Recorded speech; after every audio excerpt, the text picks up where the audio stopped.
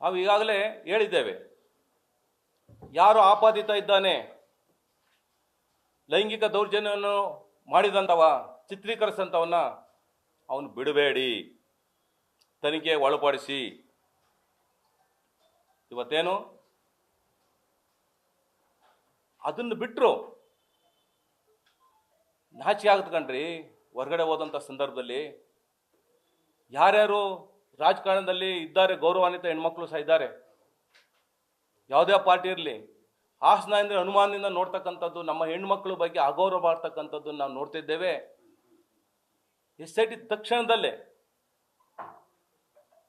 ಒಂದು ಸರಿಯಾದಂಥ ಸ್ಪಷ್ಟೀಕರಣ ಕೊಡಬೇಕು. 2700 ಅಲ್ಲ, ಇಂತಿಷ್ಟೇ ಪ್ರಕರಣ ಆಗಿರ್ತಕ್ಕಂಥದ್ದು. ಕೆಲವರು ಹೇಳ್ತಾರೆ ಅದು ಬೇರೆ ಬೇರೆ ಆ್ಯಂಗಲ್ ಫೋಟೋಗಳು ಅಷ್ಟೇ ಅಂತ ಹೇಳ್ತಾರೆ. ನಮಗೆ ಗೊತ್ತಿಲ್ಲದ ವಿಚಾರ, ಅದನ್ನು ಸ್ಪಷ್ಟೀಕರಣ ಮಾಡ್ಬೇಕು ತಾನೆ.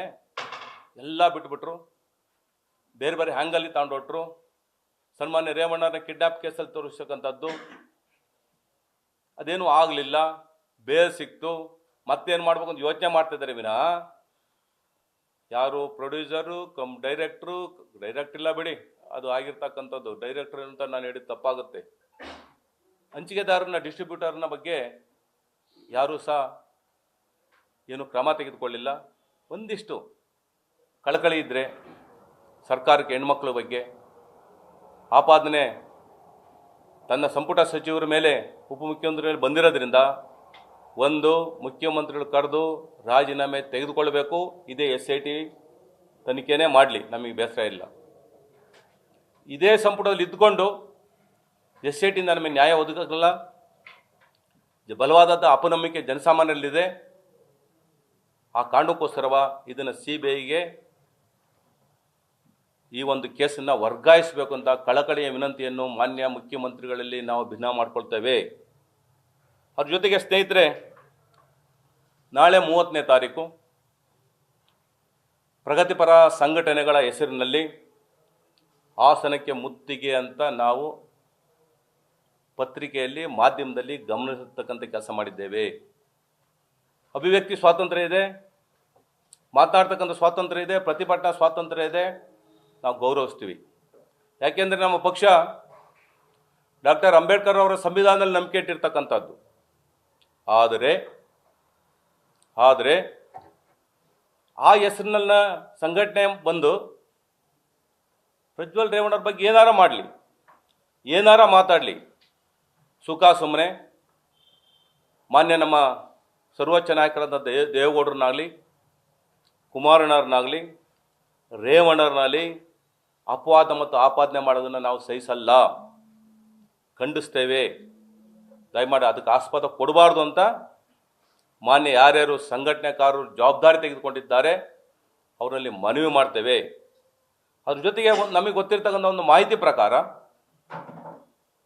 ಈ ಜಿಲ್ಲೆಯಾದ್ಯಂತ ಇರ್ತಕ್ಕಂಥ ಅಂಗನವಾಡಿ ಕೆಲಸಗಾರರು, ಅಂಗನವಾಡಿ ಶಿಕ್ಷಕರು, ಆಶಾ ಕಾರ್ಯಕರ್ತೆಯರು, ಅದ್ರ ಜೊತೆಗೆ ಮಹಿಳಾ ಸ್ವಸಹಾಯ ಶಕ್ತಿ ಸಂಘಗಳು, ಅದ್ರ ಜೊತೆ ಬಿಸಿ ಊಟದ ಅಡಿಗೆ, ಇವರೆಲ್ಲರನ್ನೂ ಸಹ ಸರ್ಕಾರವೇ ಪ್ರಾಯೋಜಿತವಾಗಿ ಅಧಿಕಾರಿಗಳು ಒತ್ತಡ ಆಗ್ತಾ ಇದೆ. ನಮಗೆ ಗೊತ್ತಿರೋ ಮಾಹಿತಿ ಪ್ರಕಾರ ದಯಮಾಡಿ ಅಧಿಕಾರಿಗಳು ಎಚ್ಚರಿಕೆ ಕೊಡ್ತೇವೆ. ಯಾವುದೇ ಸರ್ಕಾರ ಯಾವಾಗಲೂ ನಿಮ್ಮನ್ನು ಕಾಪಾಡಲ್ಲ.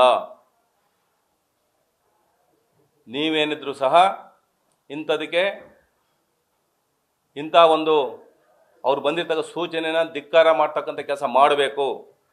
ಅದ್ರ ಜೊತೆಗೆ ನಾವು ನಮ್ಮ ಭಾಗದಲ್ಲಿರ್ತಕ್ಕಂಥ ಅನೇಕ ಸ್ತ್ರೀ ಶಕ್ತಿ ಸಂಘದಲ್ಲಿರ್ಬೋದು, ವಿಶೇಷವಾಗಿ ಅಂಗನವಾಡಿ ಶಿಕ್ಷಕರು ಕೇಳ್ದಂಥ ಸಂದರ್ಭದಲ್ಲಿ ಅವ್ರು ಏನು ತಿಳ್ಕೊಂಡಾರೆ ಅಂತಂದರೆ, ಬನ್ನಿ ನಿಮಗೆಲ್ಲ ಸಂಬಳ ಜಾಸ್ತಿ ಮಾಡಿಸ್ತೀವಿ, ಅದಕ್ಕೋಸ್ಕರ ಸ್ಟ್ರೈಕ್ ಮಾಡ್ತಾಯಿದ್ದೀವಿ ಅನ್ನೋಂಥ CIT, ವಿಶೇಷವಾಗಿ CITU ಆ ಒಂದು ಸಂಘಟನೆ ಮೂಲಕ ಕರಿತಕ್ಕಂಥ ಕೆಲಸ ಮಾಡಿದ್ದಾರೆ. ದಯಮಾಡಿ ಪತ್ರಿಕಾ ಮೂಲಕ ಅಂಗನವಾಡಿ ಸಹಾಯಕರಿರ್ಬೋದು, ಸ್ವಸಹಾಯ ಸಂಘದವರಿಗಿರ್ಬೋದು, ಎಲ್ಲರನ್ನೂ ವಿನಂತಿ ಮಾಡ್ಕೊಳ್ತಾ ಇದ್ದೇವೆ. ಇವರು ಬಂದಿರ್ತಕ್ಕಂಥದ್ದು ಯಾವುದೋ ವಿಚಾರವಾಗಿ ರಾಜಕೀಯ ಪ್ರೇರಿತವಾಗಿ, ಅಲ್ಲೂ ಸಹ ನಮ್ಮ ಕಾರ್ಯಕರ್ತರು ಇದ್ದಾರೆ ಅಂಗನವಾಡಿ ಶಿಕ್ಷಕರಾಗಿ, ಬೇರೆ ಬೇರೆ ಸ್ತ್ರೀ ಶಕ್ತಿ ಸಂಘಗಳು ಸಹ BJP ಮತ್ತೊಂದು ಎಲ್ಲ ಕಾರ್ಯಕರ್ತರು ಇದ್ದಾರೆ. ಅಲ್ಲಿ ವಿಷಯವನ್ನು ಮರೆಮಾಚಿ ನೀವೆಲ್ಲ ಈ ಸ್ಟ್ರೈಕಿಗೆ ಬರಬೇಕು, ಬರೋದ್ರಿಂದ ಸರ್ಕಾರದ ಮೇಲೆ ನಾವು ಪ್ರಭಾವ ಬೀರಿ ನಿಮಗೆಲ್ಲ ಸಂಬಳ ಜಾಸ್ತಿ ಮಾಡಿಸ್ತೀವಿ ಅಂತ ಹೇಳಿದ್ದಾರೆ. ಅದಕ್ಕೆ ಮಾರು ಹೋಗ್ದಲ್ಲೇ ವಿಶೇಷವಾಗಿ ನನ್ನ ಜಿಲ್ಲೆಯ ಈ ಒಂದು ಸ್ತ್ರೀ ಶಕ್ತಿ ಸಂಘಗಳಲ್ಲಿ ಮನವಿ ಮಾಡ್ತೇವೆ, ರಾಜಕೀಯ ಪ್ರೇರಿತವಾದಂಥ ಇಂಥ ಒಂದು ಇದಕ್ಕೆ ತಾವು ಹೋಗೊಡ್ತಕ್ಕಂಥ ಕೆಲಸ ಮಾಡಬಾರ್ದು ಅಂತ ಕಳಕಳಿಯ ವಿನಂತಿ ಮಾಡ್ತೇನೆ. ಧನ್ಯವಾದ. ನ್ಯೂಸ್ ಫಸ್ಟ್ ನಿರ್ಭೀತಿಯಿಂದ ನಿಮ್ಮ ಪರವಾಗಿ.